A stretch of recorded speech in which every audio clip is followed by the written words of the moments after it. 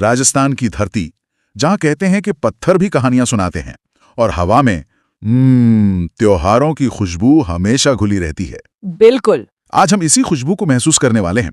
हमारे पास राजस्थान की कला और संस्कृति से जुड़े कुछ नोट्स हैं, और इनके जरिए हम यहाँ के त्योहारों और मेलों की एक गहरी और रंगीन पड़ताल करेंगे। और ये कोई सीधी सादी लिस्ट नहीं होगी? नहीं, बिल्कुल नहीं।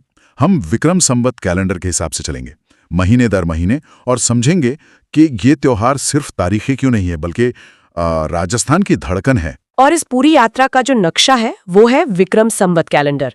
ये समझना जरूरी है कि हमारे ज्यादातर त्योहार इसी चंद्र आधारित कैलेंडर पर चलते हैं। अच्छा, इसीलिए हर साल दिवाली या होली की अंग्रेजी तारीख बदल जाती है? जी, और इसी चांद के हिसाब किताब की वजह से हर कुछ साल में एक दिलचस्प चीज होती है जिसे अधिक मास कहते हैं। हाँ, अधिक मास, ये क्या है? देखिए, सौर साल होता है करीब 365 दिन का, और चंद्र साल होता है करीब 354 दिन का। तो ये जो 11 दिन का अंतर है, इसे पाटने के लिए हर तीसरे साल एक अतिरिक्त महीना जोड़ दिया जाता है। अच्छा, तो ये एक तरह का कैलेंडर का बैलेंसिंग एक्ट है। बिल्कुल। इसी को पुरुषोत्तम मास भी कहते हैं। बहुत बढ़िया। तो चलिए इस यात्रा की शुरुआत उस मशहूर कहावत से करते हैं, जो पूरे साल के त्योहारों का सार एक ही लाइन में बता देती है। तीज त्योहारा बावड़ी, लेट डूबी गणगौर। बिल्कुल।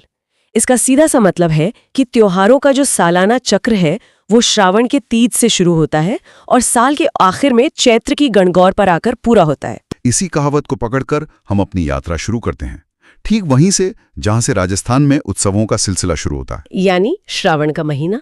ये महीना मतलब प्रकृति और परिवार के इर्द गिर्द बुना गया है। अच्छा, तो इसमें दो पक्ष होते हैं, कृष्ण और शुक्ल। हाँ, तो कृष्ण पक्ष में पहले आती है नागपंचमी और फिर निड्री नवमी। निड्री नवमी, इसमें क्या होता है? इस दिन नेवले की पूजा होती है। नेवले की? ये तो बहुत ही अलग बात है। हाँ, शायद ये एक तरह का प्रतीक है सांपों से घर की रक्षा का। दिलचस्प है। और फिर आती है हरियाली अमावस्या। नाम से ही पता चलता है कि ये प्रकृति का उत्सव है। इस दिन बड़े मेले लगते हैं। कहाँ? जैसे उदयपुर में फतेह सागर मेला है, अजमेर के पास मांगल्यावास में कल्पवृक्ष मेला है, और श्री गंगानगर में बुढ़ा जोड़हड़। तो ये सब एक तरह से मानसून का स्वागत करने का एक सामाजिक तरीका है। बिल्कुल।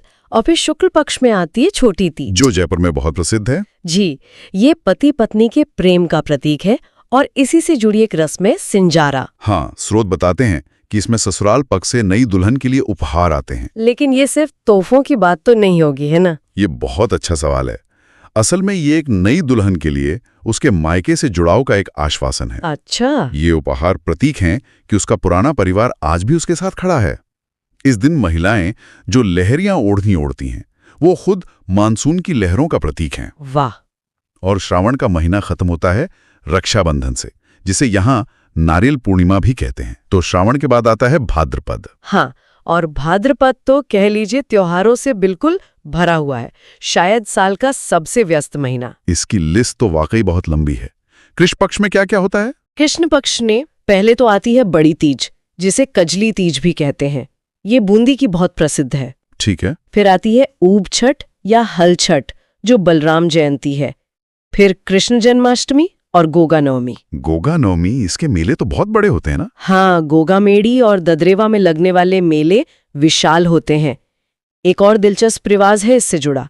किसान इस दिन अपने हल को 9 गांठ वाली राखी बांधते हैं। तो मतलब ये फसल की सुरक्षा के लिए प्रार्थना हुई? बिल्कुल, इसे गोगा राखड़ी कहते हैं।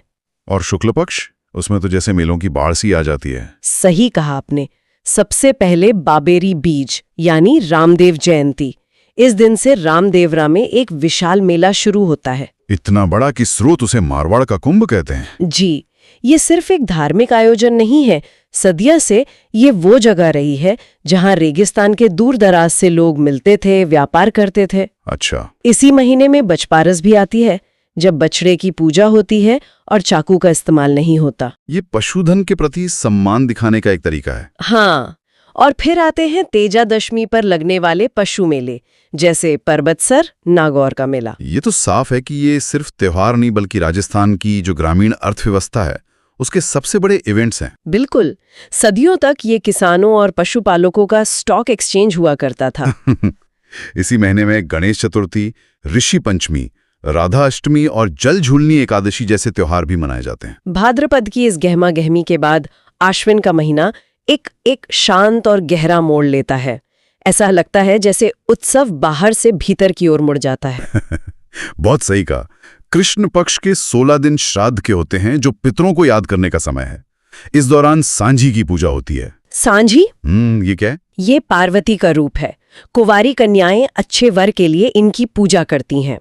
नाथद्वारा में केले के पत्तों की सांझी बहुत प्रसिद्ध है। अच्छा। और उदयपुर का मत्स्येंद्र नाथ मंदिर तो सांझी का मंदिर ही कहलाता है। और जैसे ये समय खत्म होता है, शुक्ल पक्ष में ऊर्जा का एक नया विस्फोट होता है, शारदीय नवरात्र के साथ। हाँ, ये शक्ति की उपासना का पर्व है, जो दुर्गा अष्टमी से होते हुए विजयादशमी यानी दशहरे पर अपने चरम पर पहुंचता है। और कोटा का दशहरा मेला तो विश्व प्रसिद्ध है। जी, इस दिन हथियारों और खेजड़ी के पेड़ की पूजा होती है। खेजड़ी जो राजस्थान का राज्य वृक्ष भी है। बिल्कुल। और एक दिलचस्प मान्यता है लीलटास पक्षी के दर्शन की, जिसे शुभ माना जाता है। कवि कन्हैयालाल सेठिया ने इस पर एक पूरी कविता लिखी है। वाह। तो आश्विन का महीना शरद पूर्णिमा के साथ समाप्त होता है, जब जोधपुर में मारवाड़ महोत्सव और चित्तौड़ में मीरा महोत्सव होते हैं। और फिर आता है साल का सबसे रोशन महीना, कार्तिक। कार्तिक सिर्फ दियों की रोशनी नहीं लाता, ये अपने साथ त्योहारों की पूरी एक लड़ी लेकर आता है। कृष्ण पक्ष में करवा चौथ, अहोई अष्टमी, धनतेरस और रूप चतुर्दशी के बाद अमावस्या को दीपावली, सबसे बड़ा त्योहार दिवाली। यह दिन केवल राम की अयोध्या वापसी का ही नहीं, बल्कि भगवान महावीर और स्वामी दयानंद सरस्वती का निर्वाण दिवस भी है। बिल्कुल। दीपावली के अगले दिन शुक्ल पक्ष एकम को गोवर्धन पूजा होती है। नाथद्वारा के अन्नकूट महोत्सव का खास तौर पर जिक्र है। नाथद्वारा का अन्नकूट महोत्सव देखने लायक होता है। वहाँ चावल का एक पहाड़ बनाया जाता है। अच्छा। जिसे लूटने के लिए भील जनजाति के लोग आते हैं। ये एक बहुत ही जीवंत और ऊर्जा से भरी परंपरा है। क्या बात है। फिर भाई दूज, कोपाष्टमी, आंवला नवमी और फिर आती है इस महीने की सबसे बड़ी तिथि देव उठनी एकादशी। माना जाता है कि इस दिन देवता 4 महीने की नींद के बाद जागते हैं। हाँ, और सारे शुभ काम फिर से शुरू हो जाते हैं। और इसी दिन से पुष्कर मेला भी शुरू होता है। लेकिन कार्तिक का असली क्लाइमैक्स तो कार्तिक पूर्णिमा है। जी, इस एक दिन पर राजस्थान में कई जगहों पर बड़े मेले लगते हैं, जैसे कि पुष्कर मेला, जिसे तीर्थराज कहते हैं। बीकानेर में कोलायत का मेला, जहां कपिल मुनि का आश्रम है। सवाई माधोपुर में रामेश्वरम मेला, जो 3 नदियों के संगम पर लगता है। चंबल, बनास और सीप। और झालावाड़ का चंद्रभागा पशु मेला भी, जो मालवी नस्ल के पशुओं के लिए मशहूर है। यहाँ 2 और रोचक तथ्य हैं। मचकुंड को तीर्थों का भांजा कहा जाता है। हाँ, धौलपुर में। और सांभर की देवयानी को तीर्थों की नानी। ये दिखाता है कि कैसे तीर्थों को भी पारिवारिक रिश्तों में बांधा गया है। बिल्कुल। कार्तिक की इस चकाचौंध के बाद माघ शीर्ष और पौष के महीने शांत रहते हैं। स्रोतों के अनुसार इनमें कोई बड़े त्योहार नहीं होते। हाँ, ये एक तरह से कह लीजिए आराम का समय है, फसल कटने के बाद और कड़ाके की सर्दी में। प्रकृति की लय के साथ इंसान की लय का तालमेल। सही कहा। लेकिन जैसे ही सर्दी थोड़ी कम होती है, माघ का महीना अपनी अलग रौनक लेकर आता है। माघ कृष्ण चतुर्थी को तिल चतुर्थी, जिस पर चौथ का बरवाड़ा में मेला लगता है। और फिर माघ पूर्णिमा, जो एक बहुत ही खास मेले का दिन है। कौन सा? बेणेश्वर मेला। बेणेश्वर मेला, इसे आदिवासियों का कुंभ और वागड़ का पुष्कर भी कहते हैं। यहाँ ऐसा क्या होता है जो इसे इतना महत्वपूर्ण बनाता है? बेणेश्वर कई मायनों में अद्वितीय है। पहली बात तो ये सोम, माही और जाखम 3 नदियों के संगम पे लगता है। अच्छा, त्रिवेणी संगम। जी। और दूसरी और सबसे खास बात, यहाँ एक खंडित शिवलिंग की पूजा होती है, जो भारत में एकमात्र ऐसी जगह है। खंडित शिवलिंग की पूजा। हाँ, संत मावजी द्वारा स्थापित ये मेला आदिवासियों की आस्था, संस्कृति और जीवन शैली का सबसे बड़ा संगम है। वाह। और साल का चक्र हमें ले आता है फाल्गुन में, रंगों और उल्लास का महीना। कृष्ण पक्ष में महाशिवरात्रि पर शिवाड़, सवाई माधोपुर में घुश्मेश्वर महादेव का मेला लगता है। और फिर शुक्ल पक्ष की पूर्णिमा को आती है होली। लेकिन राजस्थान में होली सिर्फ गुलाल उड़ाना नहीं है। यहाँ इसके कई, कह सकते हैं, रोमांचक रूप है। रोमांचक? जैसे कि बाड़मेर की पत्थरमार होली। क्या ये सच में वैसी है जैसा इसका नाम है? हाँ, ये काफी हद तक वैसी है, हालांकि अब ये काफी प्रतीकात्मक हो गई है। अच्छा। इसी तरह करौली के महावीर जी में लठमार होली होती है। भिनाए अजमेर में कोड़ामार होली। ब्यावर में बादशाह की सवारी निकलती है। और बाड़मेर में इल्लोजी की बारात। इल्लोजी कौन है? वो छेड़छाड़ के लोक देवता हैं। तो ये सब होली के त्योहार को एक बिल्कुल अलग और स्थानीय रंग देते हैं। ना, और फिर होली के अगले दिन यानी चैत्र कृष्ण एकम को धुलंडी के साथ हम हिंदू नववर्ष के महीने में प्रवेश कर जाते हैं। जी, इसी पक्ष में अष्टमी को शीतला अष्टमी होती है, जिस पर चाकसू में गधों का प्रसिद्ध मेला लगता है। और फिर आता है शुक्ल पक्ष और उसके साथ त्योहारों के चक्र का अंतिम पड़ाव गणगौर। बिल्कुल, चैत्र शुक्ल तृतीया ये राजस्थान के सबसे महत्वपूर्ण त्योहारों में से एक है, खासकर जयपुर और उदयपुर में। कहा जाता है कि ये सर्वाधिक लोक गीतों वाला त्योहार है। कर्नल जेम्स टॉड ने भी इसका वर्णन किया है। हाँ, और इसमें भी विविधता है।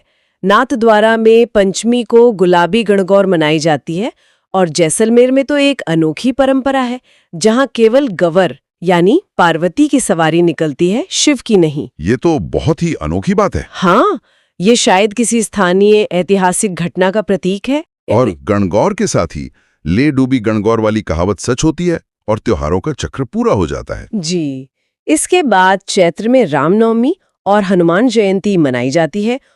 चैत्र के बाद कहानी किस महीने की तरफ मुड़ती है? इसके बाद आता है वैशाख। कृष्ण पक्ष की तृतीया को होता है धिंगा गवर का त्योहार। धिंगा गवर, नाम बड़ा मजेदार है। इसका मतलब जबरदस्ती की गवर?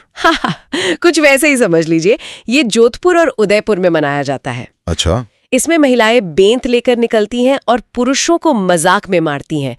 एक तरह से महिलाओं के उत्सव का दिन है ये। क्या बात है। लेकिन वैशाख का सबसे बड़ा दिन है शुक्ल पक्ष की तृतीया, अक्षय तृतीया। आखा तीज। जी, आखा तीज। आखा तीज को लेकर एक शब्द आता है, अबूत सावा।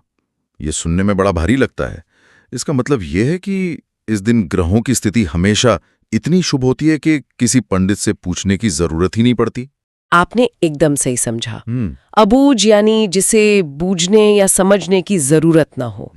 ये इतना शुभ दिन माना जाता है कि कोई भी मांगलिक कार्य बिना मुहूर्त के किया जा सकता है। अच्छा। इसी वजह से ये बीकानेर का स्थापना दिवस भी है।